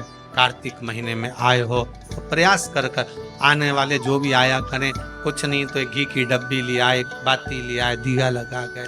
पर आप यहाँ नहीं आए तो जहां हो वहां बेलपत्री के पेड़ के नीचे या आंवले के नीचे या पीपल के नीचे दिए का महत्व, कल कथा में उसका वर्णन लेंगे अपन। जड़ की महत्वता जो बोला है वो सुनते हुए चलेंगे। और तो आज पहला दिन है इसलिए कार्तिक महत्तम को आगे बढ़ाते हुए चलना। दान की महत्वता क्या है? खिचड़ी को फेंक दिया बाहर, अब खिचड़ी को जो बाहर फेंका था उसमें से एक पौधा उत्पन्न हो गया। अब उस पौधे में 2 फूल लगे। अभी आपको कथा में कहा था जो हमने डाला है, बोया है, वो मिलेगा जरूर, उसका फल जरूर मिलता है। जो आप भजन कर रहे हो, कथा सुन रहे हो, स्मरण कर रहे हो, मंत्र जाप कर रहे हो, नाम जाप कर रहे हो, उसका फल मिलेगा जरूर, उसका फल प्राप्त जरूर होगा। अब ये माता जी ने बोला, खरगोन वाली ने, कि हमने तो केवल कथा सुनी थी। एक माता जी बोली कि हम तो केवल आए थे नवरात्रे की पहले दिन, और क्यों ना मिले? अगर आपने दिल से श्रवण कराए, भाव से श्रवण कराए तो क्यों ना दे। तेरे दरबार की बाबा निराली शान देखी, तुझे देते नहीं देखा पर झोली भरी देखी। ये झोली अगर भरी है तो उसी ने ही तो, बस दिल से कहकर, दिल से कहकर, शंभु शरणे मांगू घड़ी रे घड़ी दुख का, दया करी न दर्शन। हे बाबा, दुख भारी है, समस्या बड़ी बहुत विकट है, पर मैं जानती हूं कि मेरा शंभु मेरे निकट है। बहुत कष्ट है इस जीवन में, बहुत कष्ट। संसार में आए हो तो समस्या जरूर होगी। अगर पृथ्वी पर जन्म लिया है तो हर व्यक्ति के जीवन में समस्या रहेगी। पर पृथ्वी पर जन्म लिया है तो जैसे हर व्यक्ति के जीवन में समस्या है, उसी तरह हर समस्या का हल भी देव अधिदेव महादेव है। हर समस्या का हल शंकर शिव है, औगड़दानी, त्रिकालदर्शी, कैलाशी, अविनाशी। हर समस्या। महाराज 2 फूल लग गए। उस फूल को वहां का राजा निकल कर जा रहा था, बड़े सुंदर फूल दिखे उसको। 2 फूल कितने अच्छे लगे। अपने रथ को रुकवाया, जाओ दोनों फूल तोड़ कर लाओ। फूल तोड़ कर ला। राजा के घर में संतान नहीं थी, एक भी औलाद नहीं थी, कई वर्ष निकल गए थे। 2 फूल लाए। वो फूल राजा लेकर गए, अपनी रानी को दिए। शादी के 34 वर्ष हो गए थे पर संतान नहीं। कभी कभी आश्चर्य होता है, कहीं कहीं पहाड़ों पर जाकर देखा तो पत्थर में भी वृक्ष लग रहा है, पत्थर में भी फूल खिल रहा है, पत्थर में भी पौधा लगा है। अब सोचने वाली बात है कि पत्थर है, चारों तरफ कहीं मिट्टी नहीं दिख रही, तो इसमें पौधा कहां से आ गया? आपने भी तो देखा होगा, पत्थर में पौधा है, मतलब यह पक्का है कि इस पत्थर के अंदर कहीं ना कहीं कोई भाग अंकुरित हुआ है। उसी तरह आपके जीवन में भी पत्थर ही पत्थर लिखे होंगे, तो भी शिव रूपी बीज अगर दिल में आ गया तो पौधा जरूर लगेगा, यह पक्का पौधा लगेगा। आए हो ना आस लेकर, विश्वास लेकर पहुंचे हो ना कुबेरेश्वर धाम, और जो नहीं आए वो टीवी पर विश्वास लेकर कथा सुन रहे हैं, मोबाइल पर सुन रहे हैं, फेसबुक यूट्यूब पर सुन रहे हैं, विश्वास लेकर सुन रहे हो ना, तो ये पक्का है चारों तरफ पत्थर भले हो, जीवन में दुख भले भले हो, कितना भी दुख लिखा हो, पर अगर शंकर की कथा का एक बीज अपने भीतर अंकुरित हो गया है तो पौधा लगेगा, पत्थर पर भी छाए हो जाएगा, पत्थर पर भी छाए।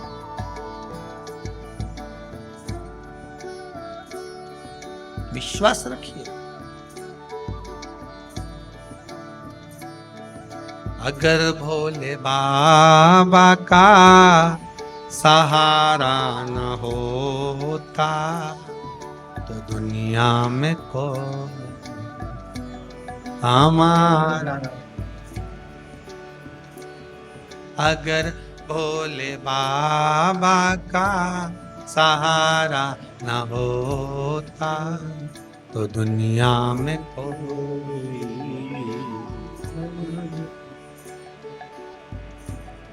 दुनिया में कोई हमारा न होता, अगर भोले बाबा का सहारा न, दुनिया में कोई हमारा न होता, अगर भोले, सब गाइए सहारा, जब से मिली है दया हमको इनकी, जब से मिली दया हमको इनकी, तब से बदल गई मेरी, जो जीवन बेकार था वो सब पत्थर है बहुत, पर पौधा पत्थर पर भी लगता है। अगर विश्वास पक्का है तो देवाधिदेव महादेव अपनी भी झोली भरता ही है, वो खाली नहीं छोड़ता। क्यों छोड़?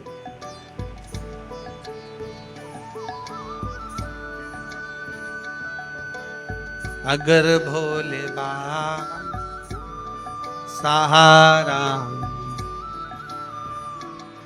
तो दुनिया में कोई हमारा,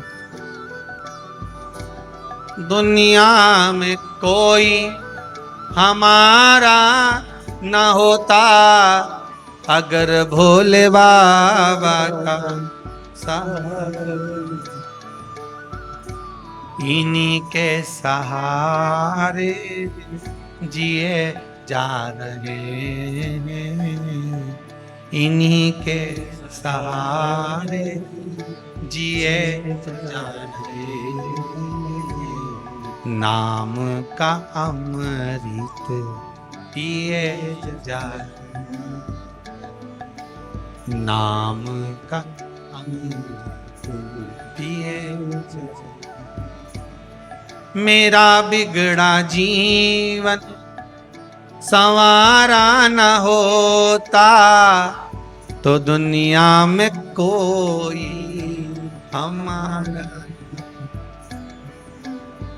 मेरा बिगड़ा जीवन संवारा न होता तो दुनिया में कोई हमारा,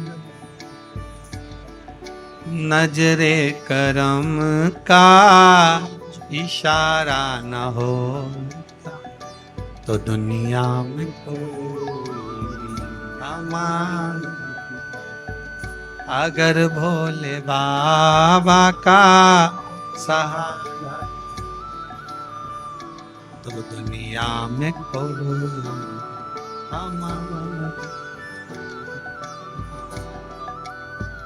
ध्यान दीजिएगा, आपके पास में जब धन कम होता है ना, तो सबसे पहले अपने ही साथ छोड़ देते हैं। क्या कम होगा? धन। जब आपकी विपदा का समय आएगा ना, समस्या का समय आएगा, जब आपके पास में सुख होगा, वैभव होगा, धन होगा, सत्ता होगी, तुम्हारी बात सारी दुनिया में होगी, तो तुम्हारे भी ढेर रिश्तेदार बन जाएंगे। जो नहीं पहचानते होंगे वो भी कह देंगे भेरू सिंह तो हमारा मौसा जी का लड़का है, हमारा काका का छोरा है। जब धन नहीं होगा, संपदा नहीं होगी, सत्ता नहीं होगी, तुम्हारा वैभव नहीं होगा, तुम्हारा नाम नहीं होगा, जरा सा किसी ने तुम पर उंगली उठा दी, जरा सा किसी ने आपके ऊपर लांछन लगा दिया, कुछ शब्द बोल दिए, कोई शब्दों के बाण कस दिए, सबसे पहले जो अपने होंगे, सबसे पहले जो अपने होंगे, सबसे पहले वही भागेंगे और वही उंगली उठाएंगे। वो कहते हैं ना कि अगर दुख की घड़ी आती है, अगर कहीं काम बिगड़ता है, तो सबसे पहले अपने वाले ही डीजे बजाते हैं। कौन बजाएगा डीजे? अपने वाले। नगाड़ा वही फूकेंगे, ओ वो, अरे क्या खिल्ली उड़ रही उनकी, अरे वो उनके साथ ऐसा हो गया। अपने होंगे जिनको तुमने खिलाया, जिनको तुमने पाला है, जिनके लिए तुमने 10 साल 15 साल 11 साल बर्बाद कर दिए, ले जा कर दिया जिसको, वही उंगली उठाकर कहेंगे ये देखो, ये देखो महाराज, मेरा बिगड़ा जीवन संवारा न होता तो दुनिया में हम। आप उससे विनती तो करो, निवेदन तो करो।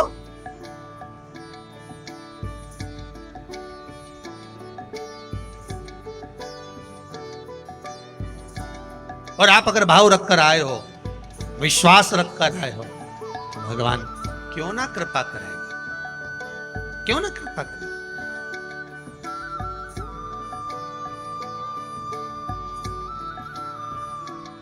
भरोसा अगर पक्का है तो शिव भी मिलेगा, भोला मिलेगा जरूर, भोला मिलेगा।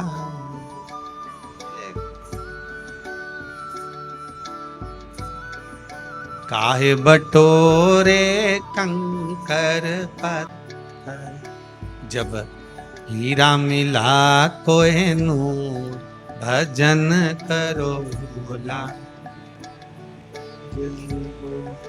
भोला मिलेगा, भजन करो। वो मिलेगा और अवश्य मिलेगा। अगर आपकी भक्ति दृढ़ है, विश्वास प्रबल है, तो वो मिलेगा। उसको ढूंढने में देरी। 2 फूल तोड़ लिए, जो खिचड़ी फेंकी थी उससे उगे। फूल रानी को दिए, रानी ने देखा कितने सुंदर फूल हैं, उसको सूंघ लिया। सूंघते से रानी का गर्भ ठेर गया, गर्भ ठेर गया। फूल सूंघते,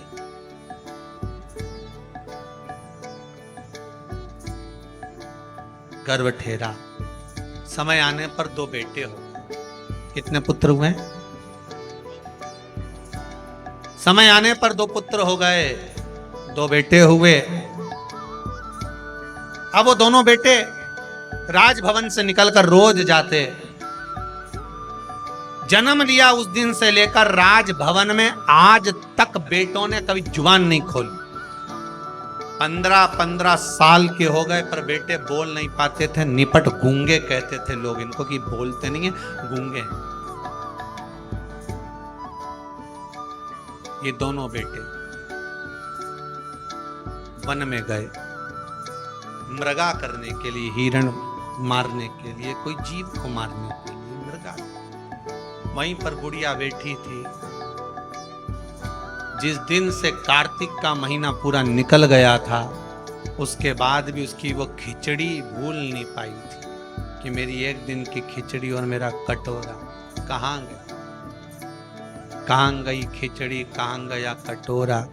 दोनों बालक जाते जाते बोले, ये रही खिचड़ी, ये रही कटोरा, कहाँ गई।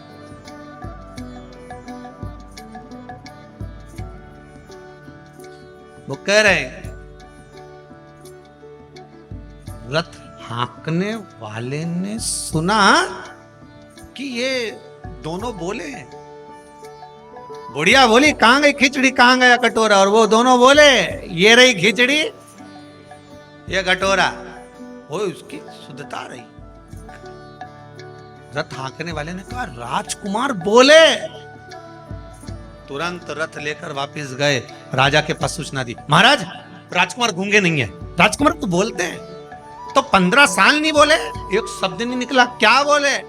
तो क्या कुछ बोल रहे थे, खिचड़ी और कटोरा, खिचड़ी और कटोरा। हाँ, समझ में नहीं आया।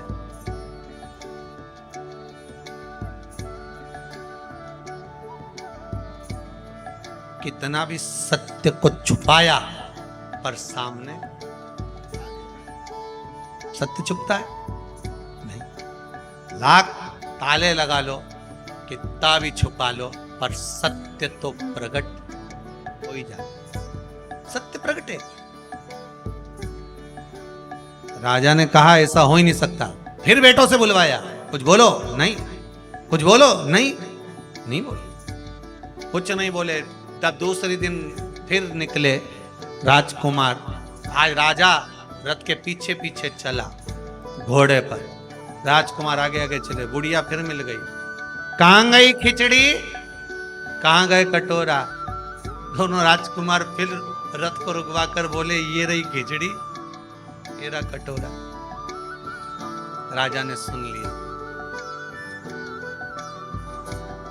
राजकुमारों को नीचे उतारा, बूढ़ी माँ के पास गए। माँ, ये बताओ, ये खिचड़ी और कटोरा क्यों पूछ रही है? और मेरे बेटे बोल रहे हैं खिचड़ी और कटोरा, तू क्यों बोल रही है? बूढ़ी माँ ने कहा, मैं जब कार्तिक का स्नान करती थी, तारा स्नान करती थी, तब मेरे भगवान ने वचन दिया था मुझको कि तू नियम बना, तेरे भरण पोषण की जवाबदारी मेरी है। मेरे लिए खिचड़ी रख कर जाते थे। एक दिन नवमी तिथि थी। कौन सी तिथि? नवमी, जिसको हमारे यहाँ आंवला नवमी कहते हैं। कार्तिक लोग कहते हैं आंवला नवमी मतलब अक्षय नवमी। अक्षय नवमी मतलब इस दिन दान किया गया कभी छिन्नित नहीं होता, समाप्त। जैसे अक्षय तृतीया होती है, ऐसी आंवला नवमी। वैसे तो कार्तिक महीने में जितना दान पुण्य स्मरण भजन किया जाता है वो कभी छिन्न नहीं होता, फिर भी नवमी तिथि थी। अब वो नवमी तिथि को महाराज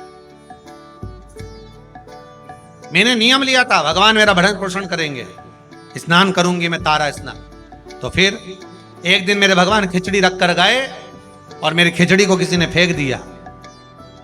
कहां पर रहती है तू? बूढ़ी माँ ने कहा, वहां। पड़ोसन से पूछा, क्यों इसकी खिचड़ी रखी थी, कहां गई? अब राजा के डर के मारे पड़ोसन ने कह दिया, मैं नहीं फेंकी थी। कहां फेंकी? घर के पीछे। घर के पीछे कहां पर? कि ये जो पौधा लगा है ना, ये खिचड़ी में से ही लगा है। अच्छा, राजा ने मन में सोचा, उसी के 2 फूल तो मैं तोड़ के ले गया था, वही 2 फूल मैंने रानी को दिए थे। रानी ने वो 2 फूल सूंघे और उसका गर्भ ठहरा। मतलब खिचड़ी और कटोरा मेरे घर में जो भगवान ने दिया।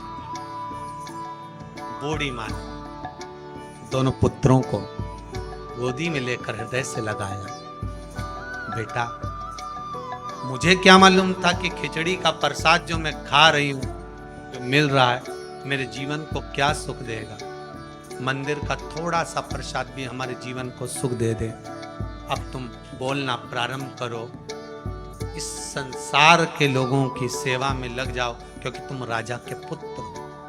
बूढ़ी माँ से कहा, आप अगर राजभवन में रहोगी तो हम सेवा का भाव अंकित करेंगे, तो हम सेवा करें। कहां वो सतयुग की कथा को लेकर आए, वचन दिया भगवान ने, तो वो दोनों राजकुमार कोई और दूसरे नहीं थे, वो मेरे कृष्ण और बलराम ही थे। उन्होंने कहा कि माँ तूने अभी, हमने तेरे को खिचड़ी खिलाई है, जब कली काल आएगा तू कर्मा के नाम से जानी जाएगी और तेरी खिचड़ी हम आकर खाएंगे। तू वो कर्मा, तेरी खिचड़ी हम तो भगत लोगों ने गाया, थाली भर के लई रे खिचड़, अरे ऊपर घी की बाट की, और जीमो म्हारा श्याम धनी, जिमावे बेटी जाट की, जिमावे बेटी। बार बार मंदिर में चढ़ती, बार बार पट खोलती, कैया कौनी जी मेरे मोहन, कड़ली कड़ली बोलती, कड़ली कड़ली। तू जी में तो जद में जीमू, और मानू ना कोई लाट की, जीमो म्हारा श्याम धनी, जिमावे बेटी जाट की, जिमावे। बुढ़िया से जैसे दोनों बालकों ने ठिठोली करी थी ना, ये बोले काहे खिचड़ी काहे कटोरा, बच्चे बोले ये रही खिचड़ी ये रखा, तो वो ठिठोली भगवान कर्मा बन गई, तब भी करते रहे कर्मा। पर दो भूल गई सांवरिया, पर दो फेर लगायो जी, और 36 कली का लहंगा, घांगरिया की ओट बैठ कर शाम खींचड़ो आयो। अब बताओ किसने अपने लहंगे की ओट में भगवान को खिलाया हो? पर कर्माबाई ऐसी थी जो 36 कली का लहंगा पहनती थी। पहले की माताएं पहनती थी ऐसा जोरदार लहंगा, जहां बैठे एक बार धम्म से बैठे तो आसपास की धूल साफ। आज के जमाने में भी माताएं लहंगा पहनती है, जहां से निकल के जाती वहीं की डिस्पोजल साफ, लहंगा इतना बड़ा कि सब साफ। ये भक्ति, ये भाव है जो प्रकट। कार्तिक मास का नाम कार्तिक मास इसलिए पड़ा क्योंकि भगवान स्वयं इसमें प्रकट हो गए, भगवान स्वयं फल देगा। ऐसी पुनित पावन कार्तिक महत्तम शिव महापुराण की कथा आज प्रारंभ हुई है। बड़े भाव से कथा का प्रथम दिवस यहाँ विराम ले रहा है। कल कथा 2 बजे से 5 बजे के क्रम में बड़े सुंदर भगवान के जड़ महत्व को जानते हुए चलेंगे। सुंदर भगवान शिव महापुराण के अंतर्गत ईसर जी और गोरा जी का दर्शन होता है। वही ईसर जी गोरा जी यहाँ पधार रहे हैं, भाव भक्ति से अपन दर्शन करेंगे। सुंदर नामों की श्रृंखला प्रारंभ। हर महा